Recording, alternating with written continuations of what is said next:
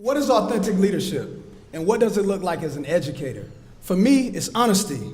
Honesty is the legitimacy between the follower and the leader, and it allows us to create this bridge where we have this harmonious learning environment where we're able to work together. So for me, you got to be able to go into that place with your students to where you can be completely honest.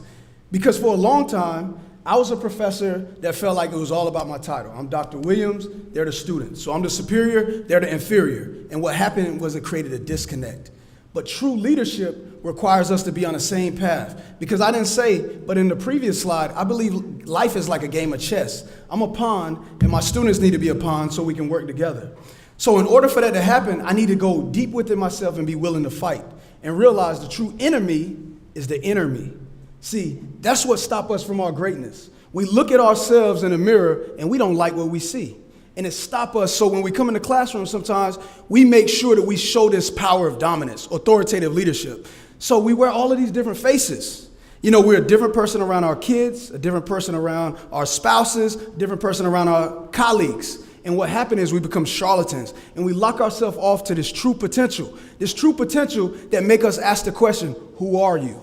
And when you ask that, you realize your true potential lie behind that. So you got to open yourself up and have an introspective look deep within yourself to realize it's okay to identify your flaws. So you got to have a human SWOT analysis. What are your strengths? What are your gifts? What are your weaknesses or these so-called imperfections? What are your opportunities for growth? But also, what are your threats? Remember, it's you. Now, you got to find a way to like who you are when you look in the mirror. Look at this lady. She's excited. So when I look in the mirror, I like to look at myself and say, I love your smile. I know you're short, but you're big in stature because of your spirit. So I gotta love every aspect about myself to generate this positive buzz. Because if we're not mindful, we have all of this negative clutter in our minds that distract us from our true greatness. But in order, if we're not able to get away from that, it put us in checkmate. And when you're checkmate, you lose in this game of chess or this game of life. See, I know what it was like to be in that place where I had negative clutter. You see this kid right here? That used to be me. My brothers used to pick on me and call me Dollar. They said, James, you was meant to be a girl. And see, since we're family, I got you to laugh.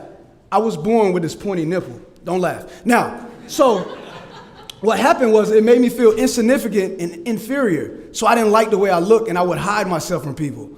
And then it put me in checkmate. But in order to win that battle, I had to engage my prefrontal cortex and start speaking positive words of myself. You know what, James? I love my nipple. It feels great. Feel it. Look at yourself in the morning, right? It woke me up to this true potential. Now, when that happened, I was able to unmask myself to my true potential. And now I take my shirt off on the cover of books, right? So what happened is you're able to really engage into your true potential when you do that. But you got to be willing to go to that deep, dark place and love all of the so-called imperfections within yourself. Now, how did I do that? I had to be willing to take a risk, to jump, to go from this safe square to this happy circle. See, a square is a symbol of protection. A circle is a symbol of completion and wholeness. I wanted to be complete. And the only thing I cared about was being happy and sharing this joy with the entire world. So how did I do that? I had to break away from my old habits and create new habits by adopting this approach of mind, body, and spirit. And mind, body, and spirit, I embraced these values: joy, love, and peace. So I became joyous in every situation, but I loved my body and I became peaceful in my spirit. And when I was able to do that, or how I was able to do that, I had to adopt this 5 process. So I had to breathe deeply. And when I breathed deeply, it allowed me to relax and become at peace with myself and be receptive to all of these good things that I wanted to tell myself and all these good relationships I wanted to build with other people. So I had to lead this mindfulness retreat in Bulgaria. That's just a side note. Now, right here, I had to tell myself, check your life. And what I realized, I'm already a king.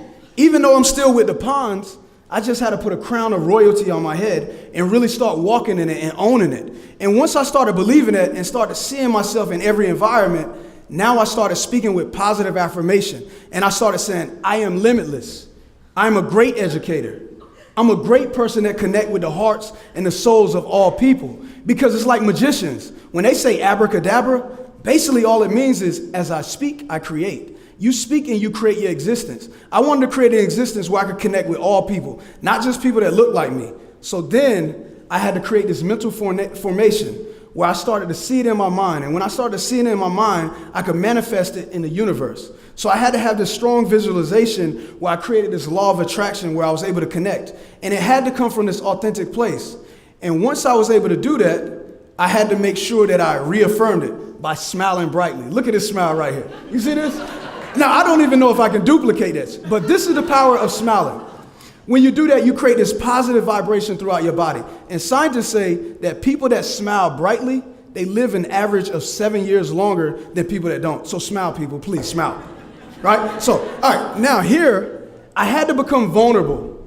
So I had to share with my students that, yes, I used to sell drugs. Yes, I had 2 kids before I was 18. Yes, I came from this environment. And what happened was they became vulnerable with me. And we created this synergy where they was able to see me just like them, and they was able to motivate me and inspire me as I inspired them all around the world, in China and all of these different places. So my students said, what is it that you want to do to keep dreaming? I said, you know what? I want to be an actor. I want to be on TV. So I started filming work. And they said, is that all you want to do?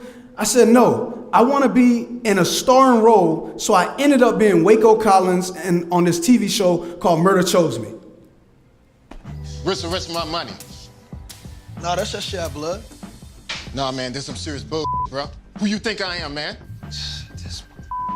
Man, I don't know who you are. You man enough to step to me? Huh? Man, matter of fact, get out my house with that bull, man. So this the way it is, bro? That's the way it is, bruh. Checkmate. Thank you.